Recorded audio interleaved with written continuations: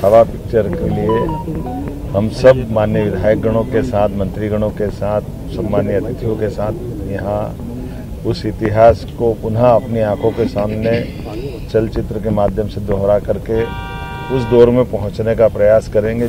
एक तरह से यातनाओं की पराकाष्ठा हुई थी उस दौर में, लेकिन ये हमारे लिए सौभाग्य की बात है। शिवाजी महाराज ने जिस प्रकार से जीवन जिया, भगवान ऐसा पुत्र सबको दे, देश धर्म के लिए अपना शरीर छोड़ दिया, प्राण दे दिए, लेकिन देश धर्म के आधार पर वो झुके नहीं। हम सब नतमस्तक हैं और स्मरण कर रहे हैं वापस से पिक्चर से हम सबक लेकर के। परमात्मा से कामना करें, बाबा महाकाल से कामना करें, कभी ऐसा दुष्वक्त वापस नहीं आए। यशस्वी प्रधानमंत्री के नेतृत्व में न केवल देश सक्षम बन रहा, सबल बन रहा, बल्कि अपनी संस्कृति का परचम दुनिया में लहरा रहा। मैं आज के इस अवसर पर छत्रपति शिवाजी महाराज के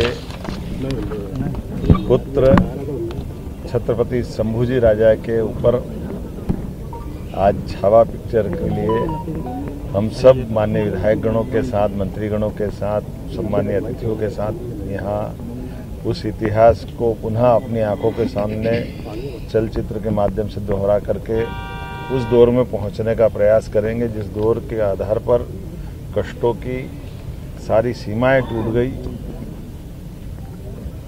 एक तरह से यातनाओं की पराकाष्ठा हुई थी उस दौर में, लेकिन ये हमारे लिए सौभाग्य की बात है।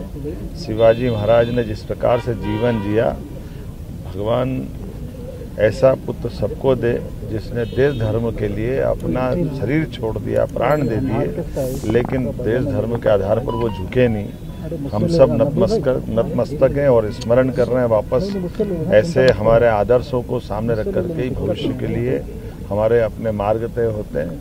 मैं आज के इस अवसर पर भोपाल में सभी माननीय विधायकों के साथ ही पिक्चर देखने आया हूँ और उम्मीद करेंगे कि इससे पिक्चर से हम सबक लेकर के परमात्मा से कामना करें, बाबा महाकाल से कामना करें, कभी ऐसा दुष्वक्त वापस नहीं आए। यद्यपि विश्व के परिदृश्य में कई सारे आसपास के देशों में भारी उथल पुथल है और हमारे देश धर्म पे कई सारी चुनौतियां भी है, लेकिन यशस्वी प्रधानमंत्री के नेतृत्व में न केवल देश सक्षम बन रहा, सबल बन रहा, बल्कि अपनी संस्कृति का परचम दुनिया में लहरा रहा है। मेरी अपनी ओर से ये पिक्चर बनाने वालों को भी बधाई।